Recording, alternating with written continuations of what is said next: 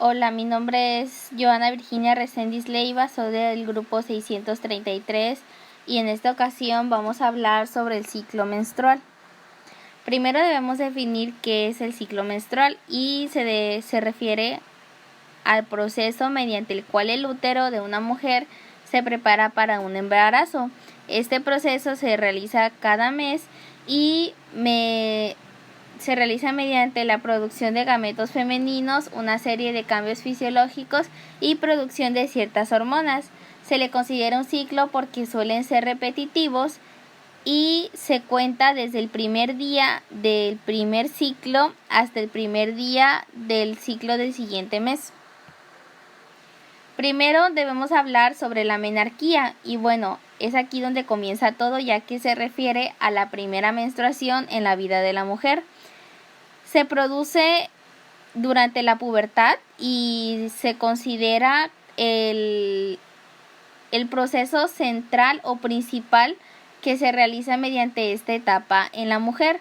A partir de la menarquía, lo normal sería que el ciclo fuera regular cada mes. Sin embargo, los cuerpos de las mujeres son diferentes y en algunas durante los primeros meses se realiza con irregularidad tanto en frecuencia como en la cantidad de sangre que pueda llegar a salir. Generalmente hay autores que manejan 3 etapas o 3 fases del ciclo menstrual, que sería la fase folicular, ovulación y fase lútea. Pero en este caso yo quise agregar a la menstruación para entender un poquito mejor sobre cuáles son los cambios que suceden en este proceso. Primero tenemos a la menstruación. Esta es la primera fase y es cuando existe sangrado menstrual. Durante esta fase el cuerpo está liberándose de células que recubren el útero y la sangre menstrual fluye a través de este útero hacia la abertura del cuello uterino y abandona el cuerpo a través de la vagina. Durante la menstruación, los niveles de estrógeno y progesterona reducen y como consecuencia se produce la descomposición y el desprendimiento de las capas superiores que cubren el revestimiento uterino, a lo cual nosotros le llamamos endometrio. La cantidad de sangre que se pierde en promedio son 35 mililitros, pero es normal y como lo he venido diciendo, los cuerpos son diferentes, entonces puede ir desde 10 hasta 80 mililitros. Lo más común es que en los periodos menstruales, la fase de la menstruación dure de 3 a 5 días, sin embargo, debido a diferentes factores, también puede oscilar entre los 2 y 7 días. Y aquí tenemos una representación gráfica sobre lo que es la menstruación. Esto que tenemos aquí dentro es el endometrio. Entonces, cuando los niveles de estrógenos y progesterona son bajos, esto tiende a desprenderse porque no hay algo que lo contenga. Entonces, pierde, ¿cómo podría decirse?, fuerza y baja hacia la vagina y se produce el sangrado menstrual. Después tenemos la fase folicular o preovulación. En esta fase el nivel de hormona folículo estimulante aumenta ligeramente y se estimula el desarrollo de varios folículos en los ovarios. Cada folículo va a contener un óvulo y más tarde de esta fase, a medida de que la concentración de esta hormona va disminuyendo, solo un folículo de todos los que se producen sigue desarrollándose y es el que va a producir estrógenos. Aquí tenemos en la imagen, este es el mismo folículo el que vamos a ver. Entonces va creciendo durante la fase folicular o preovulación y este circulito que vemos adentro es un óvulo. Entonces, cuando existe el desarrollo o producción de la hormona folículo estimulante, los folículos van creciendo hasta pues querer salir, pero esta sería la etapa que sigue.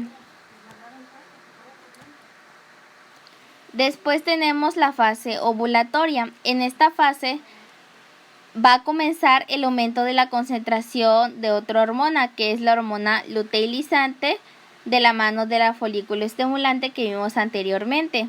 La hormona luteinizante va a estimular el proceso de liberación del óvulo y suele ocurrir entre 16 y 32 horas después de que comienza su elevación. El nivel de estrógenos llega a su punto máximo y el nivel de progesterona comienza a elevarse. Los niveles hormonales aumentan y se ayuda a preparar el recubrimiento del útero para el embarazo, ya que, por este motivo es que durante la fase ovulatoria es cuando una mujer puede tener más probabilidad de quedar embarazada. Aquí tenemos al folículo,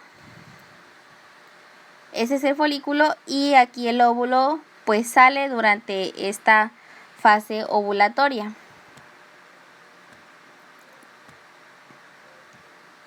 Y finalmente tenemos a la fase lútea. En esta fase van a descender las concentraciones de las hormonas que ya hablamos anteriormente, que es la luteinizante y la folículo estimulante. Y entonces el folículo que ya se rompió y ya liberó a un óvulo se va a cerrar y va a formar a lo que le vamos a llamar el cuerpo lúteo, el cual va a producir progesterona. Durante la mayor parte de esta fase la concentración de estrógenos va a ser muy alta y de la mano a la progesterona van a provocar un engrosamiento mayor del endometrio, el cual se va a preparar para una posible fertilización. Cuando el óvulo no se fertiliza, el cuerpo lúteo se va a degenerar. Como lo vemos aquí, se va haciendo más pequeño y se destruye. Y los niveles de progesterona y estrógenos se disminuyen y se descomponen. Después se desprenden las capas superiores del revestimiento y viene la menstruación, que es el inicio del siguiente ciclo menstrual. Sin embargo, si el óvulo llega a ser fecundado, el cuerpo lúteo no se va a desintegrar, va a seguir trabajando y funcionando para las etapas iniciales del embarazo. Y aquí tenemos cómo va a funcionar el ciclo menstrual, ya con todas las fases juntas. Tenemos aquí los días, pues se pueden considerar normales de la menstruación. Después tenemos a la fase preovulatoria, en donde el folículo se va creando y va teniendo al óvulo dentro y va pues cambiando va cambiando su posición en el ovario. Después tenemos los días de ovulación, en el cual solo uno, habíamos hablado de que a partir de que comienza la producción de hormonas, después de 32 horas aproximadamente, se libera el óvulo, así que en esta fase se está liberando. Ya que se libera, comienza la fase lútea, en el cual el folículo se degenera y si no existe si el óvulo no llega a ser fertilizado, el ciclo comienza a repetirse y otra vez es lo mismo. Ahora vamos a hablar de la duración del ciclo menstrual. Generalmente tiene una duración de 28 días en promedio, pero como lo hemos venido recalcando, los cuerpos son diferentes y hay ocasiones en las que puede variar de 21 hasta 45 días. Cuando con la edad los ciclos menstruales no suceden y la mujer deja de menstruar, se llega a lo que es la menopausia y esta es el último sangrado que va a tener la mujer en su vida. La edad en la que sucede la menopausia puede variar en cada mujer, pero generalmente se da entre los 45 y 55 años.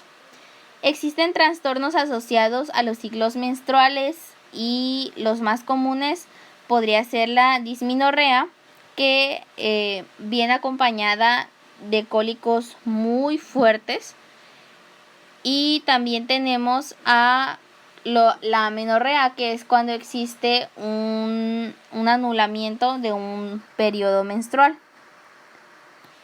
Y finalmente tenemos a estos trastornos que ya les mencioné dos anteriormente, que sería un sangrado uterino anormal, puede ser mucho o muy poco. También la ausencia de ciclos menstruales o amenorrea, los cólicos menstruales, que es la dismenorrea, la menopausia prematura o el síndrome premenstrual. El síndrome premenstrual son todos esos cambios que vamos a tener antes de la menstruación.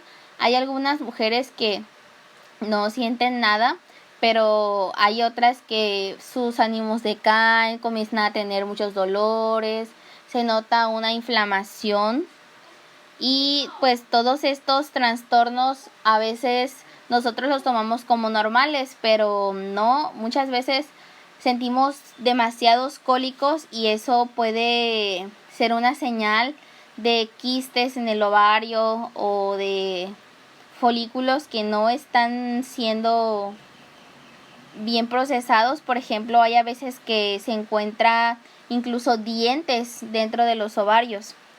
Y estos trastornos menstruales se pueden ver afectados o pueden ser signos de síndromes como lo es el síndrome de congestión pélvica o el síndrome de ovario poliquístico. El síndrome de ovario poliquístico, pues muchas personas lo tienen y no se dan cuenta, que era mi caso.